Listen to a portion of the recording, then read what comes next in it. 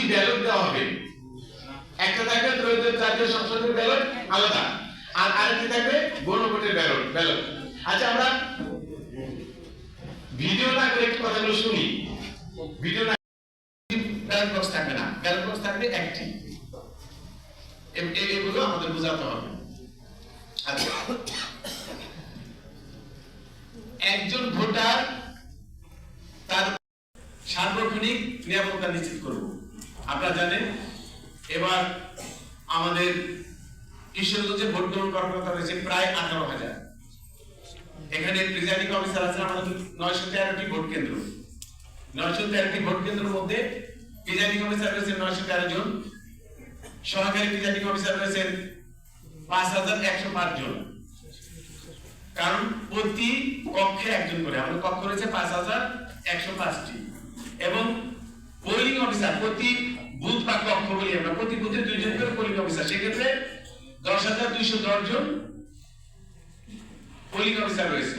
সদস্যবৃন্দ থাকবেন, border guard Bangladesh সদস্যবৃন্দ থাকবেন, র‍্যাপিড অ্যাকশন ব্যাটালিয়ন র্যাবের সদস্যবৃন্দ থাকবেন, পুলিশের সদস্যবৃন্দ থাকবেন, পুলিশের এপিবিএন টিম যেটা বলি আমরা, ব্যাটালিয়ন সশস্ত্র পুলিশ যেটা বলি আমরা সংক্ষেপে, তারা থাকবেন, ব্যাটালিয়ন আনসার থাকবেন, এবং আমাদের নির্বাহী নেতৃবৃন্দ মাঠে থাকবেন, এবং জুডিশিয়াল নেতৃবৃন্দ মাঠে থাকবেন।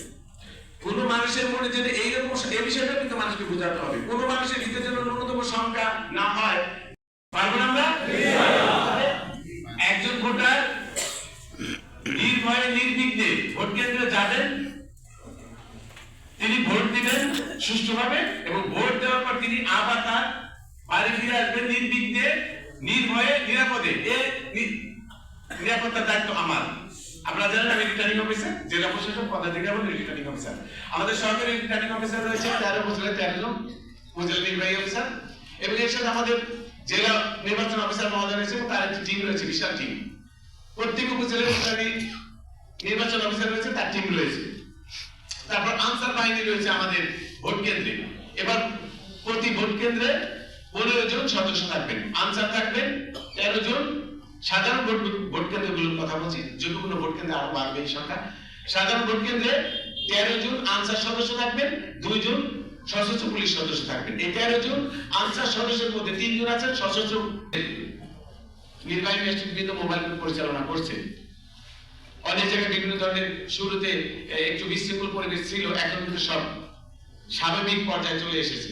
মানুষ বুঝতে পেরেছে যে এখন আর অন্য কোনো চিন্তা করে লাভ নাই। আগে কি হয়েছে আমরা এটা ভুলে যাব, আমরা এবারের কথা চিন্তা করব। ইনশাআল্লাহ আমরা কামিয়াবি হব, আমরা সফলকাম হব। সকলের সম্মিলিত প্রচেষ্টা, আপনাদের সকলকে এগিয়ে আসতে হবে। এই সুষ্ঠু ভোট নিরপেক্ষ। মসজিদে যখন বয়ান করেন কিংবা বাজার ঘাটে গিয়ে যখন লোকজনের সাথে আলোচনা করেন, এই গণভোটের বিষয়টি মানুষকে বুঝিয়ে বলবেন। আপনাদের লিফলেট দেওয়া হয়েছে না একটি? সকল ডিপার্টমেন্ট থেকে লিফলেট করা হয়েছে। আমাদের 13টি উপজেলা থেকে লিফলেট করা হয়েছে, আমরা জেলা থেকে লিফলেট করেছি, আমাদের জেলা নির্বাচন অফিস থেকে লিফলেট করেছেন, আমাদের মাননীয় ইলেকশন কমিশন থেকে লিফলেট এসেছে, এগুলো আমরা প্রচার করেছি। বিভিন্ন জায়গায় আমরা বিলবোর্ড, লকডাউন ব্যানার এবং হ্যান্ডবিলও বিলি করেছি এই গণভোটের উপর। আপনারা জানেন ভোটের গাড়ি আসছে আমাদের কিশোরগঞ্জে, বেশ কয়েকদিন এসেছে, আবার 27 তারিখ থেকে কন্টিনিউ 31 তারিখ পর্যন্ত থাকবে, মাঝে মাঝে আরো আসবে। এই বিষয়গুলো জনগণকে গণভোটের বিষয়ে উদ্বুদ্ধ করা হচ্ছে।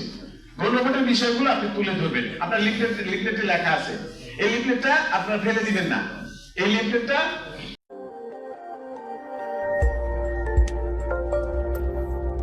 তথ্যবহুল ও গণমানুষের কথা বলে লাবিব টিভি।